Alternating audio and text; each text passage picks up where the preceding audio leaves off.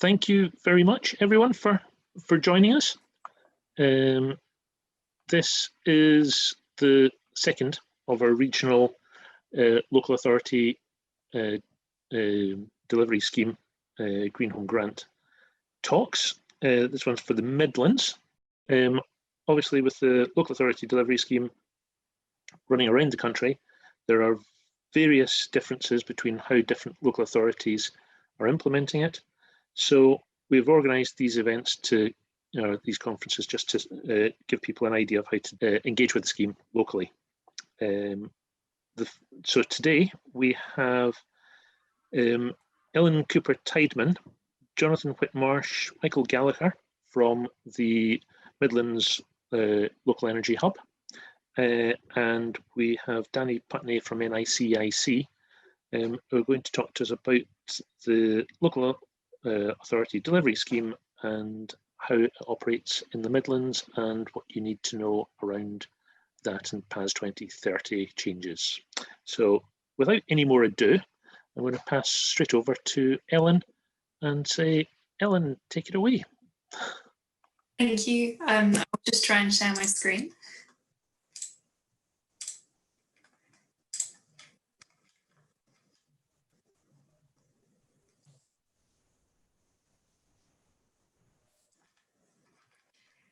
Can I just get confirmation that's coming? Yep, perfect. Perfect. Thank you very much. So I'm going to talk today about the Green Hubs Grants Local Authority Delivery Phase 2 in the Midlands. So just as an overview, there was 200 million allocated nationally for Phase 1, which was split into 2 phases, whereas Phase 2, which is 300 million, has been allocated to the 5 local authority hubs. And the purpose of Phase 2 is to operate differently way to previous government energy efficiency schemes by utilising the energy hubs. The scheme aims to harness both local and regional expertise to identify households who are likely to be in fuel poverty and can benefit from energy efficiency upgrades. BEIS will be using the learning from the hubs to inform future schemes around fuel poverty and the role of local authorities and the hubs in this agenda. So the Midlands Energy Hub have received a total of 59.95 million of local authority delivery funding for Phase 2. And we will be allocating, well, we have allocated the funding to each of the councils. They have now received a formal letter of their award, which confirms their allocation as well as the terms and conditions of the funding. To receive the funding, the local authorities had to sign their award letters and return them, to which we released 10% of their allocation as mobilisation to support proposal developments for them to tell us how they plan to spend their funding and comply with the guidance and rules. We have guidance available online at the link below and on our website, which is also in the Energy Services at NCC. This guidance covers the LAD 2 delivery scheme in the Midlands only and should be read prior to delivery and supporting the local authorities. They're using this guidance to assist them with completing their proposals, which they will submit to the LAD email address, also in the bottom of the slides. Just for reference, there are a few changes from Phase 2 from 1B, which is that D-rated properties can be included up to 50%.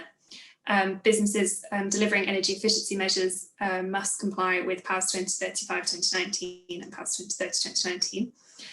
And they must be able to show evidence of this. Local authorities have 9% of their allocation for capitalisation, and further guidance on this is available on page 11 on the website.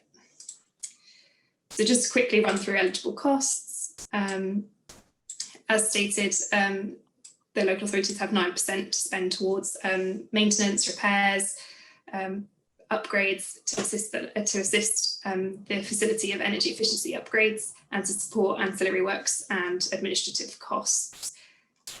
The local authorities have some discretion in which costs sit in capital and capitalisation, and it will be down to each local authority and their accounting officers to decide which elements sit in each of their budgets. For funding, there is an average amount for the eligible household. So for owner occupiers, this is an average of 10,000 across the entire project for each of the local authorities, and the same for landlords. It's a £5,000 average. However, the landlords, whether social or private, must contribute 33% to the cost of that measure. So LAD funding cannot be combined if with the voucher scheme if they've already had it, and therefore they will be exempt from LAD funding if they've received a voucher measure. However, if they have received a phase 1 measure, they can have a phase 2 measure if they've not achieved that average for that household. LAD can be blended with other measures in the same property as long as it is not for the same measure. So you could use ECO or the Social Housing Decarbonisation Fund as long as it's not for the same measure in that property, but for 2 separate measures in the same household. There is also the potential for renewable heat incentive with LAD funding, but only where there has been a contribution. So this is only applicable for landlord properties. LAD funding can also be blended with other third-party finance or local authority budgets if they wish to contribute to the scheme. So as stated, installers of energy efficiency measures must be Trustmark registered or part of a scheme that the Secretary of State is satisfied as equivalent. Businesses delivering energy efficiency measures must be within scope of PAS 2035 2019 and PAS 2030 2019 from the beginning of the scheme. And we will be asking local authorities in their proposal that they will be compliant with this if they don't already have a contractor in place. There's also a requirement for any low carbon heating installer to be certified to MCS for the scheme. And again, these are in line with existing government schemes from July 4 ECO and also the renewable heat incentive. BEIS have stated that they do not take any financial liability for costs incurred for registration or accreditation through LAD2 funding. Eligible measures. So eligible measures are any energy efficiency measure or heating measure applicable with the standard assessment procedure, also known as SAP, and can help improve any property that has an EPC D, E, F or G. This includes but not limited to wall, loft and underfloor insulation or low carbon technologies, as well as solar PV. There is one exemption, which is fossil fuel heating systems, as this is a core objective of the scheme to support the UK's carbon neutral targets. Just to clarify, there are no requirements regarding primary and secondary measures for LAD like there was with the GHG voucher scheme. Local authorities will be required to quantify their measure mix that they are intending to install and consider why they are appropriate to upgrade in these properties and represent good value for money. Just for reference, some measures can't be installed like for like. So for example, with double glazing, you could only install double glazing if you're replacing single glazing, not double glazing with double glazing. Just with regards to the Midlands scheme specifically, these are key dates for our delivery model. So as stated, all the local authorities have received their award letter and signed and returned to release their mobilisation. We did a staggered release of the proposals, so they all had different deadlines to which they could work towards, as different local authorities were at different positions. Some already had delivery for phase 1, whereas others hadn't looked at LAD, so they had a longer timescale to work on their proposals. So the final deadline for their proposal delivery is the 24th of May. And additionally, in support, we have created a customer journey system, which I'll describe more about, and two DPSs, one for professional services and one for installers. So as stated, we've created a customer journey support in place to assist local authorities with LAD phase 2. Local authorities must attend at least one meeting with them to support delivery and working with installers. Their main role is to act as a single point of contact and support. The service will check household eligibility, answer questions on the scheme and energy efficiency, register any complaints, as well as provide additional support services to tackle fuel poverty. So this will include tariff switching or income maximisation. The main responsibilities will also be around customer journey support, including a phone line, stakeholder engagement, monitoring, particularly around the data collection. It's quite extensive in terms of the data dictionary for LAD phase 2, and also comms and marketing. While there is no capital measures included within this service provision, we have provided them funding to enable them to do pre-EPCs in order to qualify residents before they're passed on to an installer. And these are the successful providers for each of the 7 areas to cover the entire Midlands. Additionally, we have created 2 dynamic purchasing systems to support local authorities to procure installers and professional services. Currently, the professional services DPS is live, and local authorities can send across their specifications for us to manage and to get them on. However, the installer DPS, whilst we've done the initial evaluation, we're waiting for clarification from BEIS around MCS accreditation and PAS. Currently, the guidance is stating that all installers must be PAS 2035, so we're just clarifying that that is the case for any measure that is just MCS. So, for example, a heat pump or solar, just before we put them on the system, because we don't want to incorrectly approve someone onto the DPS if they need additional accreditation. So we're just waiting for confirmation in the coming weeks, and as soon as that is the case, this link will be available for new installers to join. So the dynamic purchasing system is a method to buy goods and services, and we've deliberately made this one as a public route to access qualified consultants and contractors to assist with the delivery of energy efficiency and domestic retrofit. The DPS runs in 2 stages, so this enables pre-selection for installers, and then the next phase is a tender process. So the DPS covers the following categories on the professional services. I'll just wait for a second so people can see all the list. And then the following categories for the installers.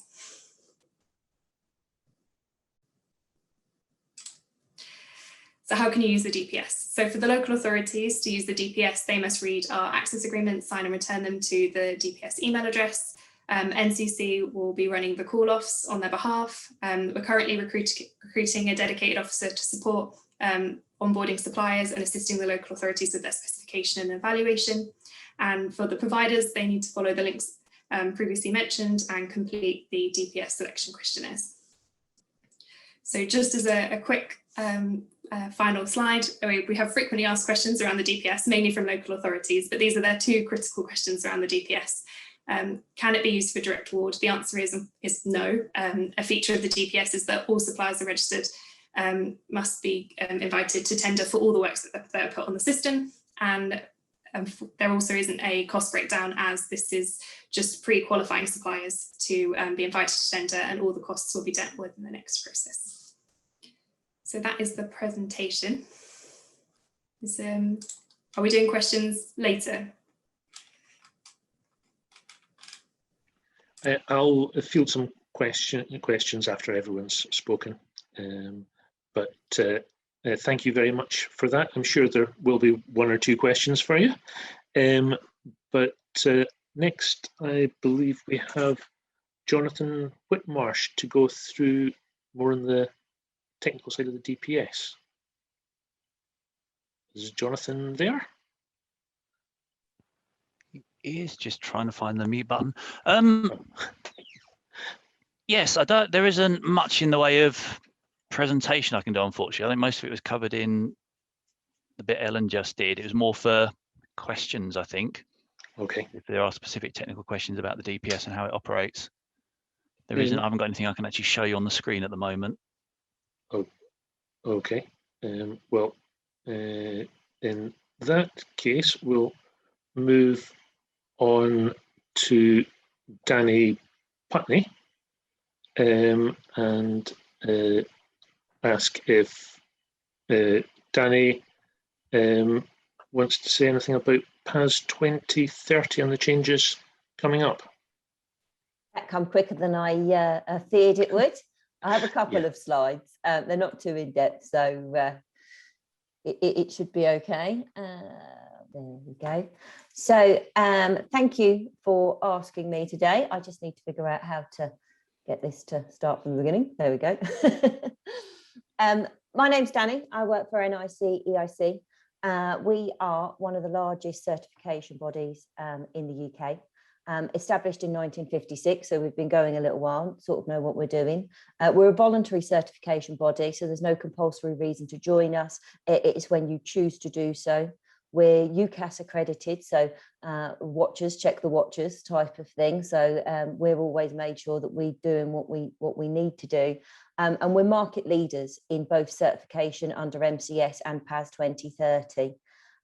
We are corporately known as CertSure because we work very closely with ECA, which is the Electrical Contractors Association, and Electrical Safety First, which is a charity which supports the betterment of industry in the construction sector, mainly relating to electrical installations. On the retrofit standards, which are applicable under the LAD schemes, we're able to offer certification under PAS 2030, which is the specification for retrofit installation of energy efficiency measures in dwellings. And we work in accordance with PAS 2031, which is the certification standard that we have to adhere to when we register anyone on those schemes. And the standard that is mentioned absolutely everywhere you go at the moment is PAS 2035. And our installers, when we go and assess them or certify them, need to demonstrate that any work that they do is in compliance with the PAS 2035 design. Some very key dates in regards to these standards. Whilst all three were published in 2019, which is where they get that part of the title from, they have become moved backwards and forwards, as we all have, through the COVID situation. And PAS 2030, although it was published in May 19, becomes compulsory for all applications from the 31st of June this year. It was used to, you were able to use the 2017 under the Green Home Grant Scheme, the previous version, but under all LAD installations under the phase 2, the 2019 version will be mandatory. And from the beginning of this month, May, we are only assessing against PAS 2030 2019. So any assessments delivered through certification from this point onwards will be to the 2019 version of that standard. And PAS 2035, which was also published in May, is compulsory for all 2019 PAS 2030 installations. Compliance with PAS 2035 is demonstrated through a trust mark registration and a scheme provider that has specific scope for PAS 2035. Ooh, there we go, missed one. So what does PAS 2030 actually do? It demonstrates that anyone who's certified to PAS 2030 has conformed with the requirements of a retrofit assessment and design. It includes with it the requirements for pre-installation building surveys. And what that breaks down into is making sure that the properties you're installing measures on are appropriate for those measures. You know, you're not putting EWI on a cavity property that's already got that insulation in place. And it is going to deliver the energy efficiency savings that the government schemes are looking for. It's demonstrating that a measure-specific design has been created for that installation. So that's considering the particulars of that installation. It's not just one method statement that says when I turn up, I'll do X, Y, and Z. It's saying when I turn up at one installation street, I will consider these things. These customers have these requirements. These are the measures I'm going to use, and these are the products I'm going to use whilst I'm there. It's that the installation will be installed in accordance with the requirements of building regulations, measure-specific standards, and will also meet things like the approved documents, so that we'll be looking at structural impact and you'll be looking at the energy efficiency requirements. But when the installation is done, a claim of compliance is issued. And that is basically the PAS 2030 registered company saying, this installation complies. And when it goes over to the local authority, they have that assurance with that document that says that your organisation is taking responsibility for the works. There is an annex within PAS 2030 that is specific for all the technologies. So when you're doing a cavity wall installation, you will refer specifically to that annex, and it will tell you what competencies, what ratio of persons, what documentation, what handover, what warranty periods are applicable for that installation. It will also tell you what qualifications are required for every specific installation within that individual measure. And it has the documentation, as I said, so it will say what documents you hand over, what the warranty requirements are.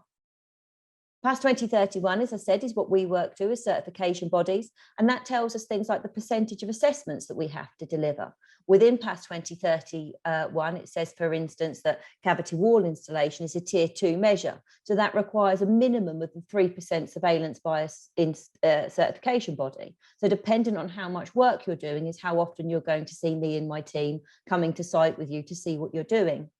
Now, we can do that through a number of different routes. We can go with you when you're setting it up, when you're doing your pre-installation surveys, when you're creating your method statements, when you're actually installing. So we can see things like your first fix, how you're doing the groundworks, or we can see post-installation. So we go to see a completed example of your work and confirm that you've got all the documentation and handover documents in place.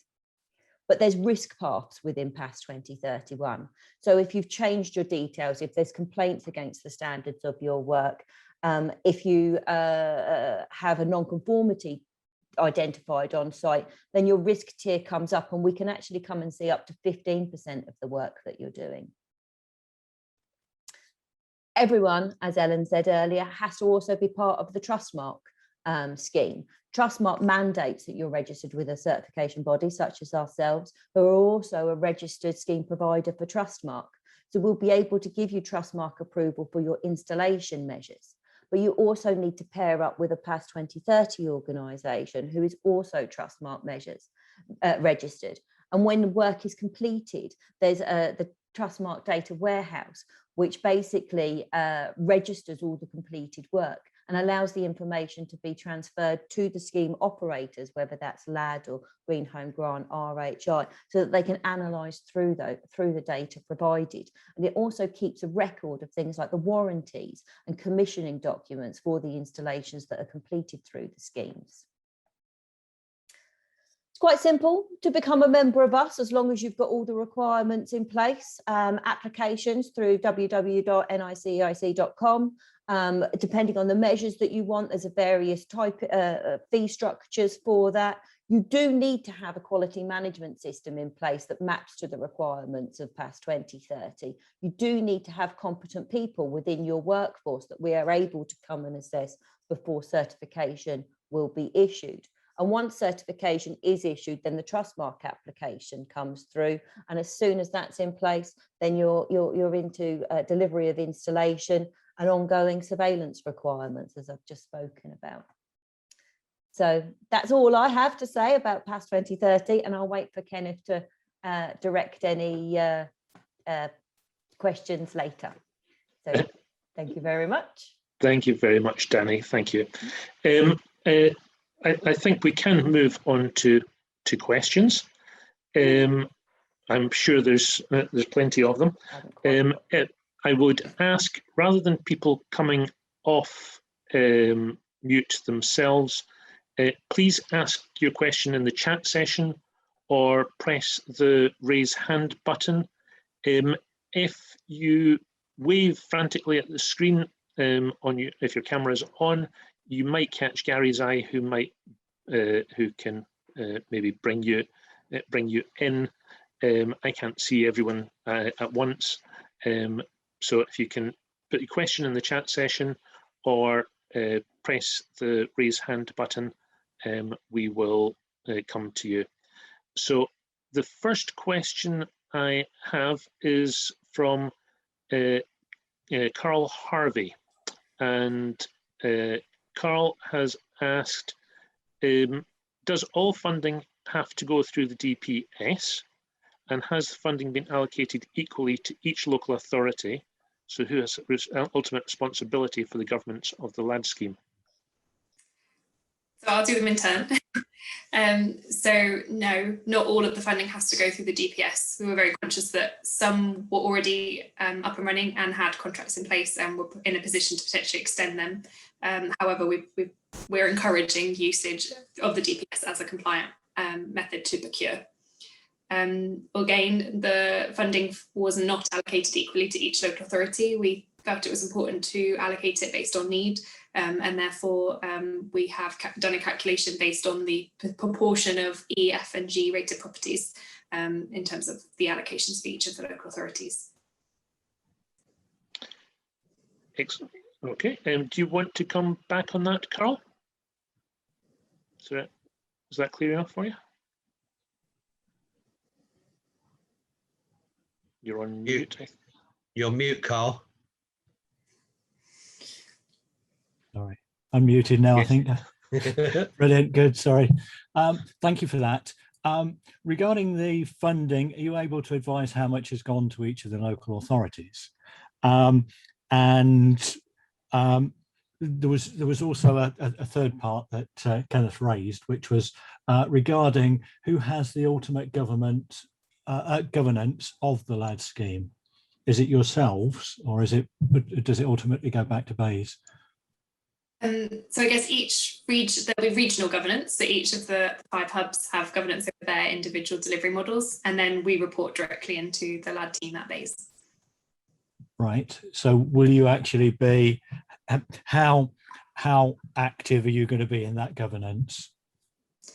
We have a programme board. We'll be working with all of the customer journey support and the local authorities in terms of monitoring. We're also currently developing a CRM system enabled to assist the local authorities and installers with the reporting requirements of LAD, and we'll be monitoring that on a monthly basis. Okay, so for instance, I'm aware that some installers have had some issues at the minute regarding ventilation under PAS 2035, and they've found it quite difficult to get guidance as to what should actually be done. Will they be able to come to you and you'll be able to give a definitive answer under the LAD scheme? So within the guidance we can provide as answers, and then anything we can't provide a clear yes or no on. As I said, with the current question we have outstanding with the DPS, we have regular meetings with the LAD team and we will feed any challenges up to them. We also have lessons learned and risk registers that we provide to BEIS. So again, any outstanding questions we're happy to include on that and try and get an answer for you as quickly as possible. Okay, thank you. Thank you. Thank you, Carl. We have a question now from Dean Owen. Can you confirm who are MEA and NEP? Not familiar with the terms. Oh yes, apologies. Marches Energy Agency and Nottingham Energy Partnership.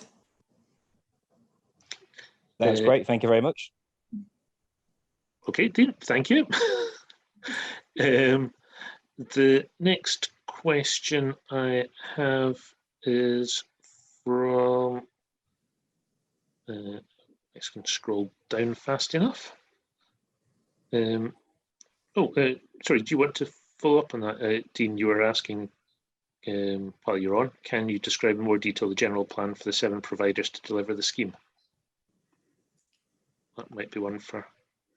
Yes, so they're there to support. So we're very conscious that local authorities have different capacity levels, particularly as the impact of austerity, and there isn't necessarily a statutory responsibility for energy within the local authority.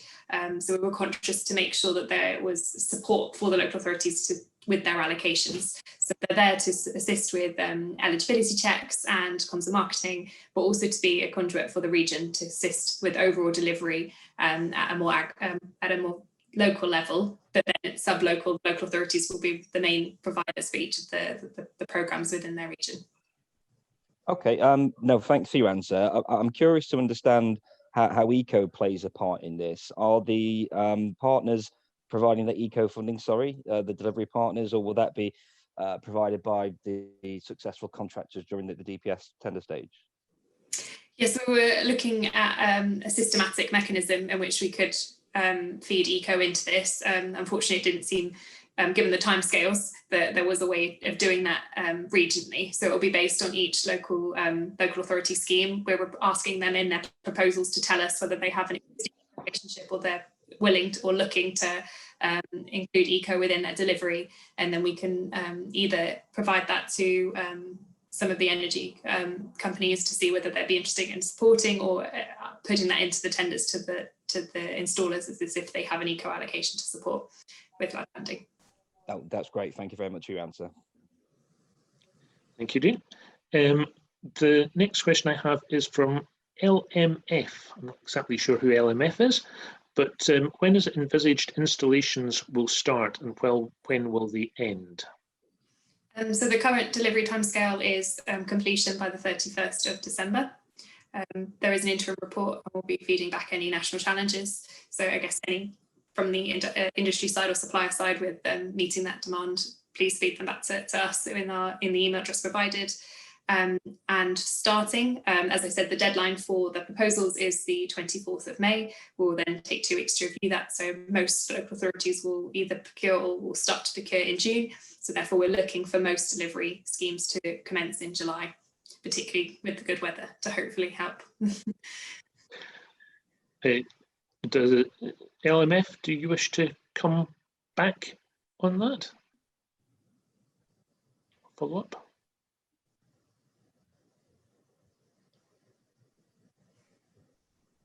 I think they put in the chat. They said that's fine, thanks. Okay, thank you. So the next question, we've got a couple of questions here from Eco First. Is it only the 7 providers that can deliver the scheme? And well, as installers, do installers have to register with them, or do they register with the DPS or with you?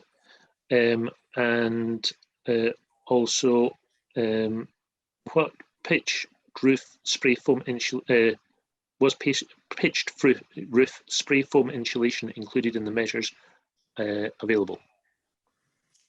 So I'll start with the first one. So no, so the 7 providers are there to assist the local authorities, and it's the local authorities who will be procuring their installers, and therefore the DPS is an option for the local authorities to use to access an installer to assist them with delivering their scheme in that area. I don't know which one was next. The pitched roof spray foam, is that an included measure? I'll have to get confirmation on that one. I will write it down and I'll get back to you. Thank you. I don't know if anyone from Eco First wants to respond. They don't. They'll respond in the chat, Ken, if they want to. Same as last week. Thank you. And the EPCs, is that the? Yes. You want to go for that one then? Who is delivering the free EPCs for each area? Is there an opportunity to get involved? That's Carl Harvey asking that one again. Yes, so as part of the tender for the customer journey support, each provider offered a fixed cost for their EPCs, and they will be invoicing us monthly. So I would contact the customer journey support in case there's additional capacity to provide assistance. But we've contracted for that aspect. And are you able to share any contacts with whom they are to be able to contact them? Sorry, yes, and yes, that is Yes Energy. I'm sure if I just phone up Yes Energy and say, can I provide EPCs for you? That's not going to get me very far. Oh, Carl, I'll sort it. Thank you, Gary. Fee Wilson has also, from Elmhurst, has also asked about the funding covering the cost associated with EPCs and PAS 2035 coordinators and assessors. Do you want to respond to that, Fee, or has Ellen answered your question? No, I think my question's been answered on that one. Thank you. Okay, thank you. Then we have Emma Bohan. If you have to complete by 31st of December, but DPS for installers is not live, should we take from this that the current contracted installers will be given this work, as it seems a very tight time frame to go live, submit DPS information, and then tender and deliver by end of year? So we're hoping to reopen the DPS imminently. We are just waiting for clarification on that one issue that I stated, just so that we don't give people access to the system and then have to subsequently get you to reapply. We just didn't want to cause any delays. So as soon as we have confirmation, we can add installers to that DPS. Do you wish to come in, Emma? Now, I mean, I've heard that clearly there are already a bunch of contracted installers, however they were found. DPS is a method of procurement, but I'm not hearing that this is going to be more of an opportunity for SMEs to get involved, really. If you're delivering by the 31st of December, I'm going to go on. The DPS pre-qualification questions are usually in the realm of 70 or 80 questions to go through just to get on the list, to then have a tender, to then return tender, to go through the process, contracting to deliver by the end of the year. Seems to me that it's not going to be coming to any new to the scheme installers. I don't know, Jonathan, you can maybe explain why small businesses can get through the DPS process a little bit more smoothly.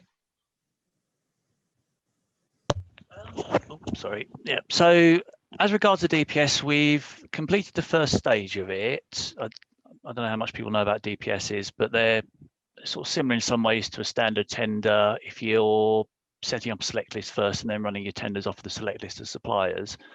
So the first stage we've completed, we had a number of applications. That's the bit we've had to put on hold pending the confirmation from BASE.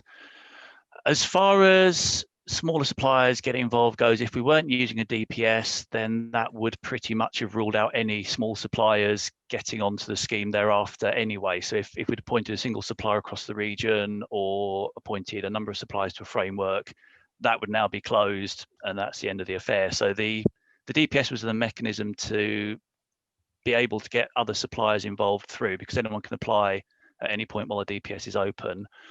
I do understand the point about timescales, but we had no control over that. That's mandated by the government, and it's just something we've had to go along with. As far as the application for the DPS, I think there's about 60 questions on the questionnaire, but about half of those are just base company information, like your name, your address, trading names, and the rest of it. The rest of them are very straightforward, mostly self-certification tick boxes. So it's things like, do you have a health and safety policy? You just tick the box to say yes. You don't actually need to demonstrate anything at that point. All the details for appointment will be covered during the tender stage, and the details checked with the winning suppliers at award. The tenders themselves, necessarily because of the sort of scheme it is across the region, it's going to come down to authority schemes. So if they're putting a tender through for half a dozen houses for some fairly straightforward installation, that will be a fairly quick tender to get through because it's not particularly onerous. If one of the authorities come up with several hundred houses for whole house retrofit and multiple types of installations, will necessarily need to be more complicated because of what it is. And I've got no indication at the moment of what's coming through authorities on that. The timescales are tight. I know the various regions are going back to base and arguing for extensions because not only the timescales tight, because of various recent happenings, there is a shortage of capacity in the market, both on sort of installation people and supplies. So it's probably going to be a struggle across the board. I don't know if that gives you any more comfort, but you know, we've tried to make the process as smooth and least time consuming as possible. And I think with the DPS was the best way to approach it from what we wanted to achieve. Whether or not it works remains to be seen because we're up against a whole load of other factors that are outside of our control. And all I can really suggest is that we work through it. And if it works, it works. If it doesn't, then we try and revise the plan on the fly, really. As far as getting on the DPS goes, because we've got, I suppose going back to that bit, because we got through the first stage already, there's no real delay in getting new suppliers on it once we get that confirmation for base. You put the application through, we have a mandatory maximum of 10 days to assess the applications and put people on the DPS or not. And as soon as suppliers are on the DPS, they're then eligible for tenders that go through it when they start. And that's about as best as I can say at the moment, I'm afraid. Thank you very much. I don't know if that gives you any more clarity, Emma. Yeah, thank you very much. Okay, thank you. Right, we then have Bobby Cook from Cooker Developments is asking, is every local authority involved in the scheme? Mute. You're on mute. You're on mute, Emma. Just going to show slow. Yes, so every local authority was provided an allocation. So far, we've had 2 who have chosen not to proceed, but the rest are currently have returned their letters or in the process of doing so. That had needed a little more time due to internal governance structures. Thank you. So to confirm that means there will be 56 local authorities. That's across the whole Midlands. Yeah. And do you wish to come back, Bobby?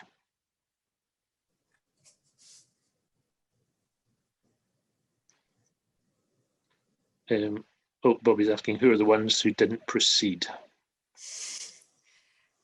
So at the moment, Rutland and North West Leicestershire. Thank you very much. And sort of to reiterate Carl's question, and there's also been comments from a couple of other people, is there a published list of all the local authorities and what's been allocated to each one available? So there hasn't formally been a list of full allocations. However, I'm happy to provide an area-based allocation. So for each of the set defined areas, we can tell you how much funding there is available for that LEP area. Okay, thank you. And is there going to be a publication of the contacts for each of the local authorities if we're wanting to talk to them about the opportunity? Yeah, happy to provide contacts. Thank you. Yeah, for me, and I'll sort it. Okay, Gary, thank you. So Dean Owen is asking, can you provide any more detail on what professional services can get involved? You put up a brief slide, but can you just go through a little bit more detail, please, Ellen? Yes, Jonathan, do you want to cover this one? I can do. So we have a second DPS that covers the professional services. I think off the top of my head, there was the 8 categories. So there's the retrofit roles, so coordinator, assessor, designer, and then there's one of the categories covers all the roles. EPC assessors are on there. We've got one for project management, which is intended for more on the ground construction side project management, and one for program management, which would be more of your back office strategic side of function. And I think we had housing stock analysis on there, which would cover, well, stock analysis, I guess, whatever comes under that heading. So was the question just what kind of professionals go on it? Was it more detailed about the? Yeah, can you provide more detail on what the professional services can get involved? I think Dean, you can. Is there anything specific you're after, Dean? Yes, for example, we are a specialist system designer and installation supplier of solutions. So it was just how we could potentially get involved in this. And I guess the only answer would be just to introduce our contractors and make them aware of the scheme. So I was just trying to get a better feel how we could get involved directly through these links. But I think I might have answered my own question there. I don't know if you want to come back. I'm just thinking, I suppose if it's more on the sort of the design side of things, that will come down to how authorities are running their projects, because some I know will probably have people in-house that are going to manage most of their design. Some will do it as a design and build tender and have the contractor take the whole thing on. There is a category for retrofit designers on the professional services DPS. So if someone wanted to engage a designer separate to all the rest of their consultant team, that may be the route they're doing. I know we've had a few other queries from architects about whether that would be an appropriate way to get involved.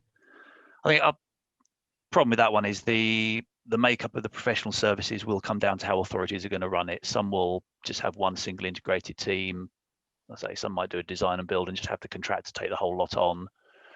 When we get to the point of actually running the tenders for the projects through the system, that's when we'll start engaging with the authorities. So if they indicate during the build up to that they might want sort of separate professionals, we can advise them accordingly. Again, it's hard to gauge at the moment without knowing what the exact makeup of the schemes is going to be, but there will be opportunities for designers to get involved. Obviously, it's just the best route for it, aside from if retrofit design is part of the scope of what you do, you can apply for the professional service DPS for that category. I don't know if any of the other. I think for me, it's just obviously understanding at some stage when either the retrofit coordinators or designers are appointed to look at the various solutions, is that we at SWIP, as a material supplier and system designer, is having the opportunity to provide those options to them in their design or installation measures. Okay, yeah, right. I don't know if a list at some stage could be circulated so we're able to engage and offer them those solutions and contribute towards design, whether it be internal wall, room in the roof, etc. Yes, yeah, I think the intention is to make the list of people on the DPS available at some stage, so you'll be able to contact the companies who've signed up for it. We have to publish sort of the award results of the tenders off the DPS. So when someone's appointed as, say, a retrofit coordinator, there will be an award notice coming out. I don't know exactly where we stand on kind of publishing that kind of thing elsewhere, but I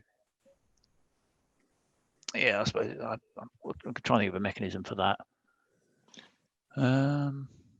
Well, if when there's additional information, Jonathan, if you could perhaps send over some detail on how the people can get involved, we'll circulate that. Okay, yeah, we can do that. That maybe would help. Hopefully that gives you some answer, Dean. Yeah, that's great. Thanks very much. It would be good to get a circulation to understand how the scheme evolves when it's evolving, so we can try and help shape it as well. Thank you. Okay. Chris Weiner has been sitting with his hand up there quite patiently. I've been patiently waiting for a while. Thanks, Kenneth. Yeah, question for Ellen. Thanks for the presentation. Good to see you. The question was around the customer journey management team. So you mentioned that if an EPC isn't in place, they're going out and carrying out EPCs. In other areas where our retrofit assessors are going in, they're carrying out the EPC as part of the retrofit assessment. So are you suggesting in this area, all customers will have either an existing EPC or a new EPC done, so that when a retrofit assessor goes out, there's no requirement for an EPC from that point, and the DPS won't require pricing for that either then? So that is the plan. There might be the odd case they haven't either informed, or it's proven that it makes more sense to do a new one, and that wasn't picked up from the eligibility checks. So most EPCs will be completed at point of eligibility checks. Okay, my only thinking was obviously you'll then have an EPC surveyor and a retrofit assessor going on almost 2 visits rather than 1, plus all the other technical surveys and installations and everything else. So it might be more simplistic if the retrofit assessment could be done by that organisation that are either carrying out the EPC survey at the start or the retrofit assessment when that actually happens, if that makes sense. If there's a way in which you can blend that. Yeah, so that was originally one of the plans. It's just the issue came with where the EPCs and the retrofit coordinators sat in the budget. So we discretionary budget to do the eligibility EPCs, whereas in the retrofit coordinator counts as capital costs. Yeah, that makes sense. And I guess just a point of reassurance really for other people that are a bit worried about a DPS system. I've actually registered for the DPS system and gone through the process and been successful for a different area. And if you're struggling, give us a shout. I might be able to help you. It isn't that difficult. It can be done. It's just a new process for everyone. Excellent. Thank you very much. Sorry, Kenneth, may I just follow up on part of that question regarding the EPCs being done up front of the retrofit assessment?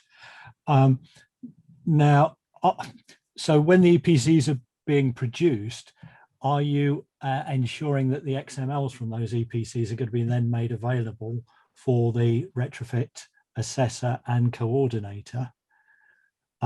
If they're not, then they will still need to undertake that EPC assessment to then be able to use that as part of the process. Do you mean as in uploaded to the register?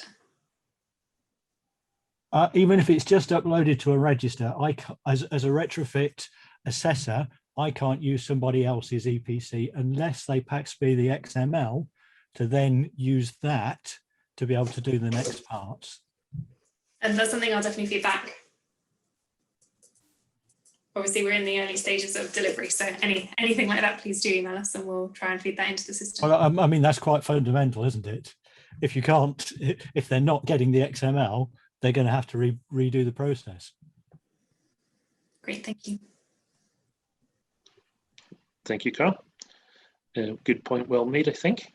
The next question we have is... Gareth, I'm still not going to get any of the EPCs to do, but... well, we shall see.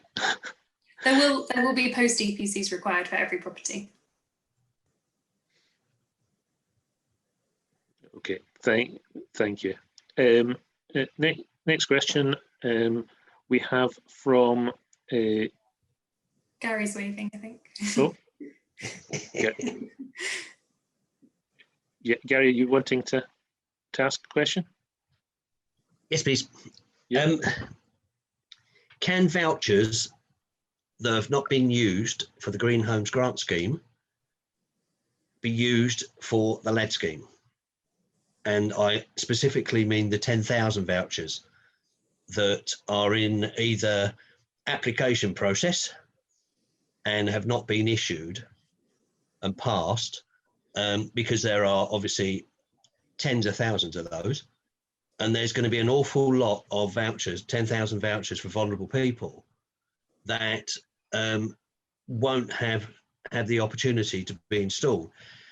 As the money has been transferred over effectively to the LED scheme for the Green Homes Voucher Scheme, can we use those vouchers that haven't been used on the LED scheme? If obviously it's run past through the local authorities. So I need to get confirmation from the LAD team as to how that would be administered. As long as they haven't had the voucher, then they should be eligible for LAD. So it's just about the process in which we make sure that they haven't had both pots of funding. So as long as we can show that they haven't and they haven't had the funding. Yeah. So when you say if they haven't had the voucher, do you mean if they haven't been paid out on the voucher? I'd need to know about the full process and what steps, and to get confirmation from the LAD team as to where they say the line can be drawn, and make sure that they can benefit from the measure through either scheme.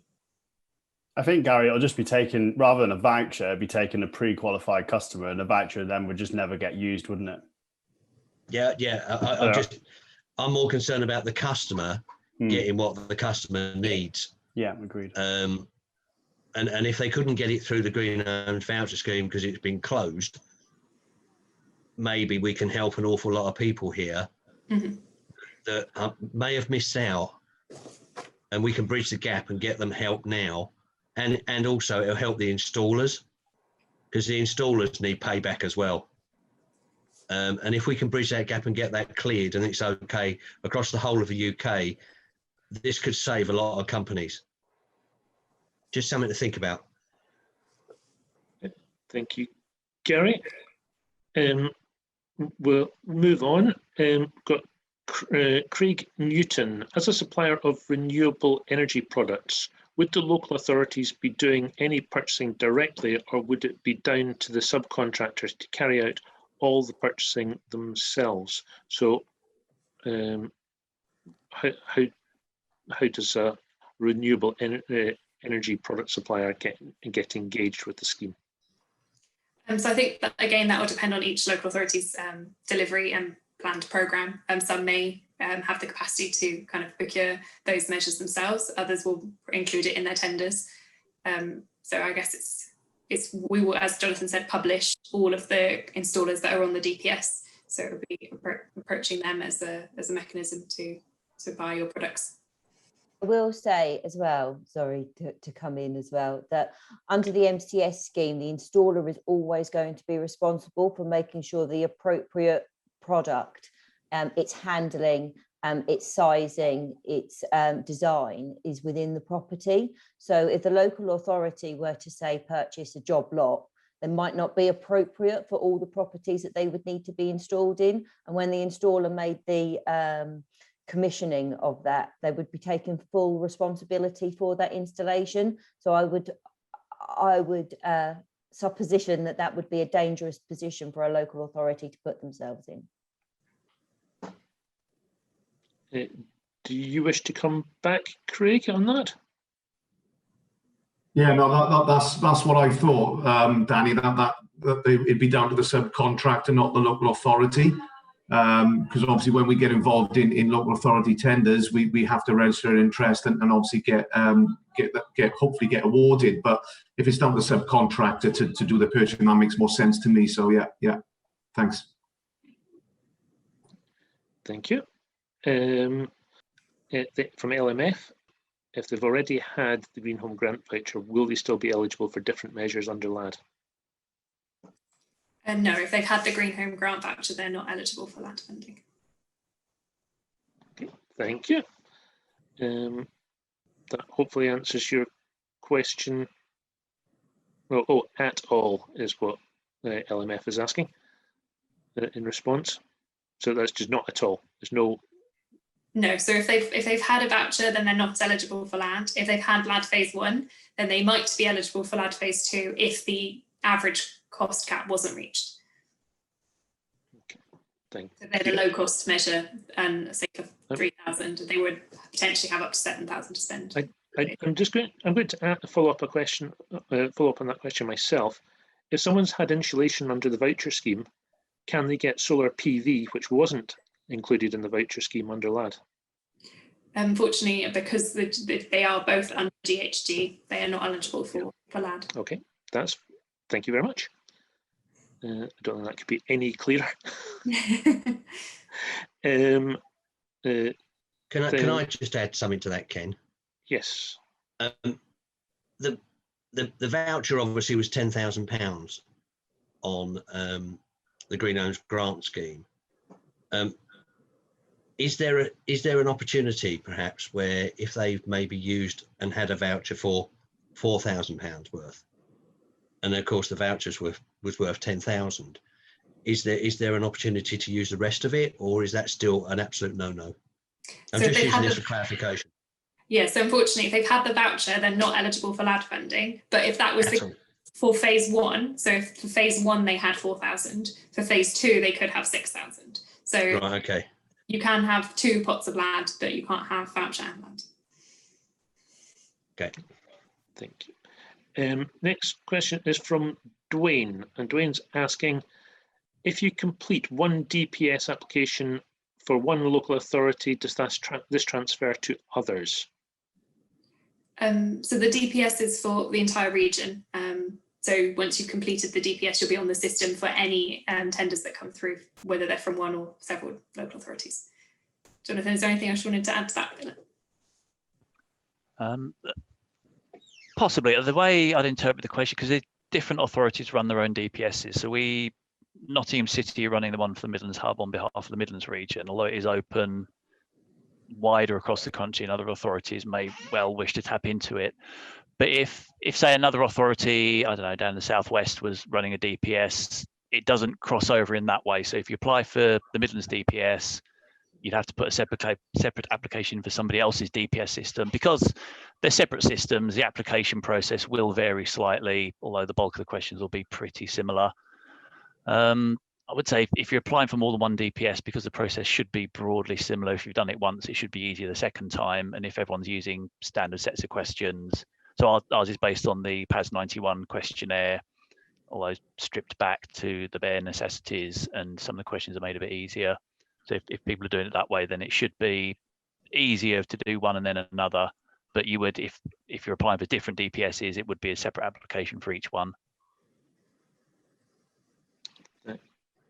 Thank you. I think that was our understanding. But Dwayne, do you want to come in on that? Follow up? Yeah, hi there. Yeah, that answers the question. That's fine. I had one more question though. As an installer of heat pumps, low carbon heating, are we going to need the 2035 as well as the MCS? Because I know under the Green Home Grants, you could just do it on your MCS with just mark, couldn't you? So is that definite, or did I hear something that you're waiting for clarification on that, Ellen? That's the element we're waiting for clarification on. Right, okay, thank you. I don't know if there's anything you want to add to that, Danny?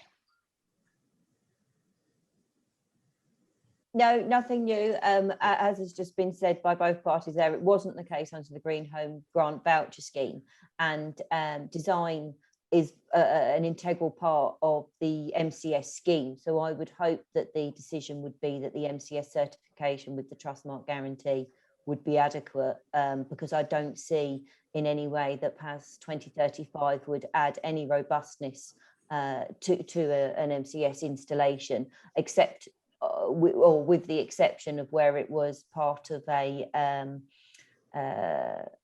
mixture of measures, so where there was multiple measures going in, and it was looking to make sure that the design was ultimately applicable for all of the measures going in.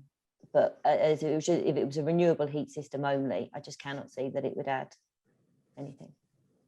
Yeah, cheers, that. Thank you. Right, we have then a question from Carl Harvey regarding the applications for the funding. Is it going to be open to individual homeowners? I know a landlord with 200 properties that are E, F or G, as the average cost of the whole house improvements, are they at all likely to get funding?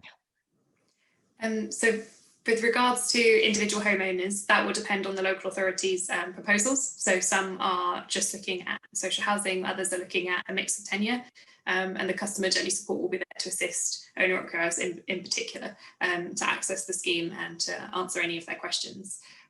With regards to the 200 properties, then they would need to approach their local authority as to whether they can have access to their allocation through their proposal. And it wouldn't be 5 million from my quick maths. I think if you have 200 properties, the average for landlords is 5,000. So I think that would be 1 million. Thank you. Well, as it's commonly known that the cost of improving an F or a G rated property are £20,000+. What is that landlord going to be doing? Yeah, so it is an average, so they could potentially provide a greater funding if they provided lower cost measures elsewhere. So that is one of the things the local authorities are working on in their proposals, whether to do a higher cost measures in a certain area for a smaller number of houses, and then a wider scheme across the local authority for lower cost measures to enable that average. But that is something that they're kind of working on in terms of their measure mix. Okay, so we'd have to discuss that directly with the local authority. Okay, yes. Thank you. Thank you. Neil is asking, are you confident that there will be enough PAS 2030-2019 accredited installers to deliver the funding, as currently there seems to be a shortage of accredited installers? So one of the reasons we created the DPS was to provide a list of accredited installers to the local authorities within the region to work on the scheme, and we will continuously push back and feedback, any information around limitations with installers' capacity and accreditation to BASE, and again support in any way we can and able to deliver LAD phase 2 in these short timescales. I can come in as well, sorry on that. Yeah. The PAS 2030 supply chain grew by nearly 300% during the time period that Green Home Grants was announced in August last year. And there was a significant amount of investment by installers who geared up in order to install under the Green Home Grant Voucher Scheme. And we are hoping that with the collaboration of BASE and the local authorities, that we will be able to utilise those installers who made that investment and who geared themselves up as ready to be able to join that. So I'm confident that there is a significant amount of installers out there now. As I said, 300 times bigger than it was in July last year. So there's some of the measures may need to be strengthened, but we're in a much better position than we were, and BASE is continuing to support both the certification bodies and some of the training providers to ensure that there is adequate facilities to access both schemes and training to facilitate companies to get on board. I think just to build on that as well from the Midlands Hub side, we're also running a England-wide training programme to upskill. I think Danny's just part referenced that. So we're working with 18 training providers to provide that training. And then just in reference to MEES, which was picked up in the chat there, we're about to launch a competition for local authorities to help them enforce MEES across England and Wales. So that's running in parallel with obviously the SLAD work that we're here to talk about today. Thank you very much, Michael. Neil, are you wanting to follow up on any of that? Yeah, just briefly. I think on the point about training, NVQ2s being the key qualification that installers are going to require. Just to make people aware, there is currently significant funding through the Bayes Green Home competition they ran for insulation and also for glazing. The only thing I'd say is if people are looking at that is you need to act very quickly, because I think the majority of the training providers have got to have them MVQs completed completed and submitted in June. So it's really it's a fine window, but there is funding of up to 100%. I think I think it's sensible. The DPS will obviously identify any sort of shortfalls or any issues. I guess the thing is a lot of companies did get PAS last year, but I think don't forget that there was that transitionary period of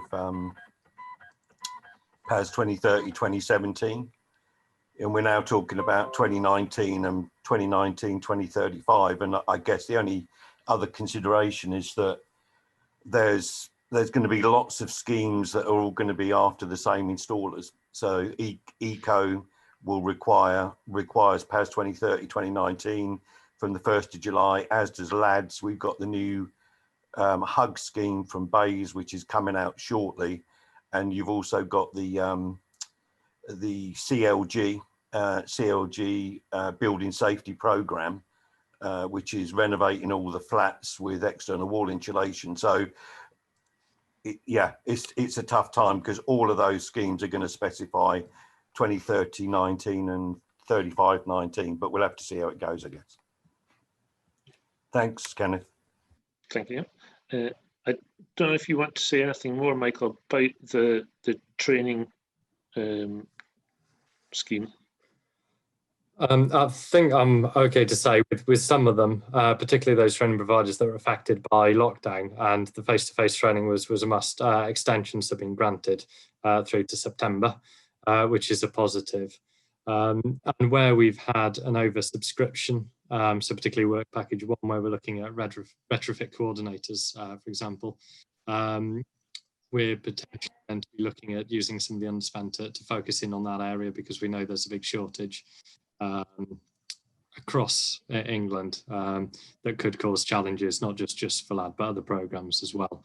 So we are looking to address that and continuing to make the case for Bayes on the importance of this to upskill, to enable us to make sure we can move the retrofit agenda forward across the board, not just on LAD, but we've got Social Housing Decarbonisation Fund, for example, as well as all the UCO work that continues to go on and so on and so forth. So yeah, having people there who have the right qualifications and skills is absolutely critical. So it's recognising we're doing all we can to push that from a hub perspective. May I just jump in a second, Kev? Just interesting that Michael, that you're just talking about retrofit coordinator training. I mean, I actually submitted an application for a training grant for retrofit coordinators that was unsuccessful. But if you're looking to, are you looking to try and allocate additional funding? If you are, is that going to then be opened up again for other people to apply to be able to deliver, or is it just going to be given to the people that have already had it? It's through existing, so it's through the existing schemes. So under this current one, there wouldn't be anybody else onboarded. I find that very disappointing. It's a small amount in the grand scheme of things. So most of it got allocated. So it's essentially just a top up through the people who were accepted, and it was built into the competition T's and C's that where there was underspend or underperformance, that it would get allocated to the areas of need. So that's what we've done. I understand that, and I asked a question earlier on about governance, about the LAD scheme, and one of the reasons I specifically did ask that question was because on the Green Homes Grant training competition, obviously because I made an application, I was fully aware of the conditions of it, and I've taken advantage of it myself in 4 different ways and through 3 different companies. And I can say that those do not comply with the requirements of that competition in some way. So that gives me some concerns as to governance on that training competition, but then also on the delivery of this LAD scheme. So they're 2 very different structures, but if you've got concerns, happy for you to put them over to the team, and we'll run through them with Bays, who've got oversight of that particular programme, Carl. Okay, thank you. Thank you. Right, we're getting through most of the questions. I don't know if there's any I've missed. I'm just having a quick look. LMF is asking, once on the DPS, how are particular job lots allocated? Advert and apply, tender, etc. So can someone clarify a little bit more on that? Would be me. Yeah, once you're on the DPS and the authorities start approaching with projects, any tenders will be sent out. Basically, it's all run through the DPS, so you get notifications by email from the system. But a tender will be, the invitation to submit tender will be sent to everyone who's registered against the given category. So if it was maybe external wall insulation, all the installers that have successfully applied for that category will receive a message from the system saying, here is an opportunity. It'll have a link. You follow the link back to the system, register for the opportunity, download the documents, review them, and then submit your application if you wish to. So there won't be adverts outside of the system for the tender opportunities. It's all run through the portal once you're in there. Thank you. I don't know if LMF wants to come back on that. But I think I'm going to just ask, once people are registered for the DPS, just for clarity, they will be eligible to apply for other local authority tenders posted on the DPS outside of LAD scheme as well. Is that true? Yes. Once you're on the DPS, you will get an invite to tender for everything that goes through the DPS, regardless of where it comes from. It is the very nature of a dynamic purchasing system is that it is that wholly open structure that anyone can apply for it. Anyone that's on it will get invited to the tenders that go through it. If other authorities are using the DPS for things that are outside the GHG scheme, it will go through the system in the same way as the GHG scheme ones. There's no difference there as far as the system is concerned. Excellent. Okay, thank you very much. I'm not seeing any more questions. I think we've gone through all the questions we've got in the chat session. I don't know if there's anyone that's got an urgent question that wants to give us a bit of a wave. See if there's anyone. It doesn't look like there's There's a anyone new one waiting. around notifications of the DPS opening. I will send the link to Gary as soon as it's open for it to be distributed. Thank you. Thank you very much. So I think what I'll do is just say to Gary, if you want to wrap up. Thank you very much. Okay, few things. Thank you very much for Ellen, Danny, John, for your input. For those of you that have been on this call and the call last week, I hope you can see why we've asked you to come on to each one, because there are quite a lot of differences in the way that each of the 5 regions are running their schemes. Obviously, we have Zoom calls for the other 3 regions, which is next Thursday at 11 o'clock will be the Northwest. The 20th of May at 11 o'clock will be the Southwest, and the 27th of May, 11 o'clock, will be Yorkshire and the Northeast. That means we'll have covered the whole country. And, you know, this will be run by each of the varying energy hubs. I found this call very interesting, and there's different things that came out of it. PAS is going to be a challenge, and therefore, on the 3rd of June at 11 o'clock, we have a wonderfully named Are You Ready for PAS 2035 Zoom call, which I expect to be full. So if you want to get on that one, please let me know. But for any of these Zooms, please let us know if you'd like to join us, because, you know, there are differing ones. I apologise for some that had difficulty getting the links. Don't worry, just text me or drop me an email if you ever have a problem receiving a link, and we'll make sure we get it sorted. You know, 1 or 2 have joined even after we started. So that's great. Thank you all very much for supporting what we're trying to do here. We're just trying to give you the information so that we can get people involved. Once we have the list of the authorities and obviously of the 7 overview peeps, we may be able to help the supply chain connect.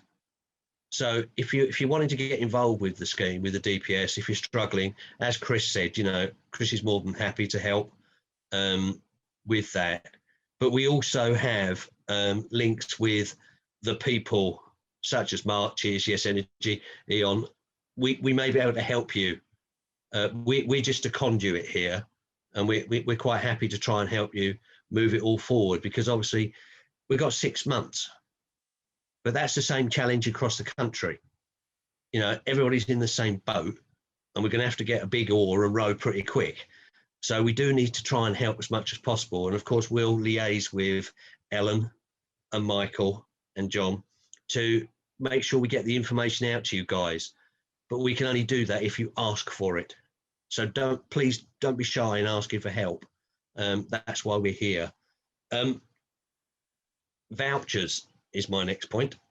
Anybody has any vouchers on the Green Home Grant Scheme? I'm not interested in on who it's for or whatever. If you've installed the measure and you haven't been paid and you're struggling to get paid, email me and I will try and help you. I think now we've been successful in getting probably $750,000 paid so far. So, you know, if you're stuck, give me a shout. I'll see what I can do to help. I'm helping people on this call right now. So please just let me know. Moving on from that, we've got the skills training side of things. Neil, I was really happy when you said 100%. I can't find it. I can find 70%, but I am talking to varying people about possibly getting a top up with maybe a combined authority, but we've still got to try and work that through, because some might do, some might not. So there is an opportunity. Times against us. So you dropped out there, Gary, for a second. Right, sorry. So we'll see what we can do with that, but I'd be very interested to know who has got 100% NVQ2 training, because I've spoken to a lot of training providers and I can get 70%. But if we can help and, you know, point people in the right direction, that would be really useful. But with this comes another great opportunity that a number of people on this call have already taken advantage of, or are trying to take advantage of, and that is a Kickstart scheme. we are an official Kickstart gateway, and I know we've placed quite a few people. You know, we're up over a dozen now into work, and these are predominantly 18 to 24-year-olds, although the scheme is for 16 to 24-year-olds, and it's for 25 hours a week, and you get them for free for 6 months. Now, not being rude, I thought Liverpool FC did that with the Defenders, where they do the try before you buy. But you know, this is an opportunity to get these youngsters back into the workplace. You will also get some money towards training them. What a great opportunity. And I know for a fact, I had a phone call from somebody that we placed beginning of last week, and they had their varying departments fighting over this young'un because they're so good. We don't just chuck all the tire kickers. We sift all the CVs. We make sure they're interested in the opportunities you've got. Let's give these young people a chance. You've got nothing to lose. If you want to get involved with the Kickstart scheme, you know, we've got nearly 300 people we're now looking to place. So it's going really well, but they can help you as well. Finally, and I hate to do this on you, the awards are back. Starting with the 25th of June, we have a full schedule of all the 11 regional awards, including the East and West Midlands. It's an interesting time because obviously my guys have been sitting on furlough for the last 14 months, but now they're back. And I'm sure, you know, we're all dying to get out there, fed up of Zoom calls. So the opportunity to network properly after we get the green flag, because that's the only thing that gets in the way, and get the awards back and get networking. Quite a few of you on this call are already involved. That's pretty much it from me. Any of the things I've mentioned, if you want to get involved, but please, next week, we have the Northwest Zoom call. If you want to be involved with it, please let us know. You know my mobile. If you need any help on this at all, please do not be afraid to ask. But once again, I'd like to say thank you to everybody that helps us make all these Zoom calls successful. Thanks, Danny. Thanks, Ellen, John, Michael. And thank you very much, Ken, for putting up with all the questions, as usual. You do all the hard work. I just mop up the bits at the end. So thank you very much. I'm going to shoot off now, and I'll speak to you soon. Take care. Thank you, Gary. Thank you, everyone. And hopefully we'll see some of you next week. And if you have, I'm hoping that Ellen is going to send over the slides, and I'll circulate those as soon as possible. If you are not subscribed to our YouTube channel, if you subscribe to our YouTube channel, you'll get notification when the edited video from recording from this session is posted. It may take us a little bit of time. At the moment, we're kind of pressed for time, and they do take a lot of editing. So if you subscribe to our YouTube channel, you will get notification on when those go up, and we'll look forward to seeing you at the next one. So thank you very much. Thank you. Thank you. Bye-bye. As well, thanks. Thank you.